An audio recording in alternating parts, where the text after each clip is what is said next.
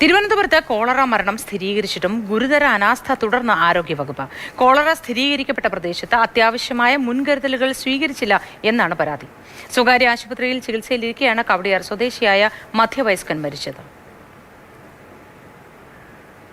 തിരുവനന്തപുരം മുട്ടട സ്വദേശിയായ 63-കാരനാണ് ചികിത്സയിലിരിക്കെ കഴിഞ്ഞ 20-ന് മരിച്ചത്. വയറിളക്കം, ഛർദി തുടങ്ങിയ രോഗലക്ഷണങ്ങളുമായാണ് സ്വകാര്യ ആശുപത്രിയിൽ ചികിത്സ തേടിയത്. മരണകാരണം കോളറയാണെന്ന് സ്ഥിരീകരിച്ചെങ്കിലും ആരോഗ്യവകുപ്പിന്റെ ഭാഗത്തുനിന്നുണ്ടായത് ഗുരുതര വീഴ്ച. രോഗം പടരാതിരിക്കാനുള്ള പ്രതിരോധ പ്രവർത്തനങ്ങളിൽ അനാസ്ഥ വരുത്തി. മരിച്ച ആളുടെ വീട്ടിലെ വെള്ളത്തിന്റെ സാമ്പിൾ പോലും പരിശോധിച്ചിട്ടില്ല.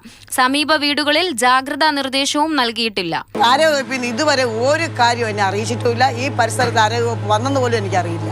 2-3 കിണർ അവിടെ ഉണ്ട്. 1-2 കിണറുകളും ഈ വീട്ടിലും കിണറുണ്ടെന്നാണ് എനിക്ക് തോന്നുന്നത്. ഈ മരണപ്പെട്ട വീട്ടിലും അതിന്റെ തൊട്ടടുത്തും ഒരു കിണറുണ്ട്.